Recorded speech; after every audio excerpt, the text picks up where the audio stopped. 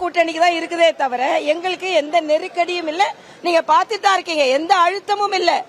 அழுத்தம் இல்லாமல் எல்லோரையும் வாழ்த்து சொல்லி கூட்டி அவர் நாங்கள் கூட்டணியில் சேர்த்திருக்கிறோம் என்பதுதான் உண்மை.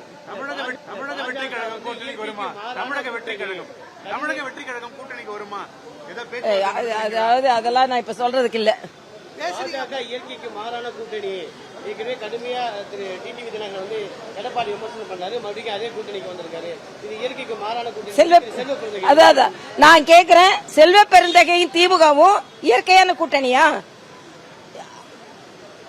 எமர்ஜென்சியில ஸ்டாலினை கைது செய்தவர்கள் இவர்கள். ஆக திமுகவும் காங்கிரசும் இயற்கையான கூட்டணியா? அதே மாதிரி எல்லா விதத்திலும் காங்கிரஸ் 67ல தீர்த்து கட்டினது திமுக. ஆக இவங்க இன்னைக்கு இயற்கையான கூட்டணியா? செல்வ பெருந்தகை எனக்கு சொல்வது சிரிப்பா இருக்கு. அவரோட கட்சியை ஒழுங்கா பாக்கட்டும். அவர் கட்சிக்குள்ள உள்ளவங்க என்ன நடந்து கொண்டிருக்கிறார்கள் எல்லாம் புழுங்கி கொண்டிருக்கிறார்கள். காங்கிரஸை சார்ந்தவர்கள் எல்லா விதத்திலும் கூட்டணி சார்பாகவும் காங்கிரசின் சொத்து சார்பாகவும் எல்லாரும் புழுங்கி கொண்டிருக்கிறார்கள். செல்வ பெருந்தகை அவர் கட்சியை பாக்கட்டும். இயற்கைக்கு மாறான கூட்டணின்னு எங்களை சொல்ல வேண்டாம். எங்களுக்கு இயற்கையான கூட்டணி. தாமரை இயற்கையில வர்றதுதான், இலையும் இயற்கையில வர்றதுதான். அதனால எங்களுக்கு இயற்கையான கூட்டணி. ஏற்கனவே சொன்னார், வட்ட இலையில தாமரை மலர்ந்தாலும் இயற்கை தான், ரெட்டை இலையில தாமரை மலர்ந்தாலும் இயற்கை தான். இயற்கை தான். அவர்கிட்ட தான்ப்பா கேட்கணும், எங்களுக்கு தெரியாது. அதனால வந்தவர்கள் எல்லாம் நாம் வரவேற்று இருக்கிறோம். அதனால வராதவர்களை பற்றி எனக்கு பதில் சொல்வதற்கு திறமை இல்லைன்னு வச்சுக்கொள்ளுங்க. அதனால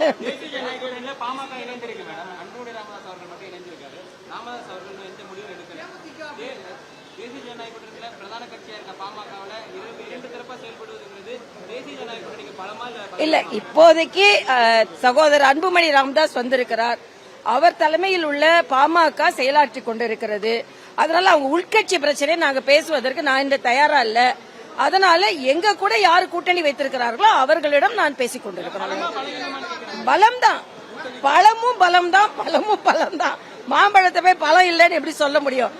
பழமும் பலம் தான், பழமும் பலம் தான். அதனால அவங்ககிட்ட அக்காட்ட கேட்டீங்கன்னா அக்காட்ட கேளுங்க.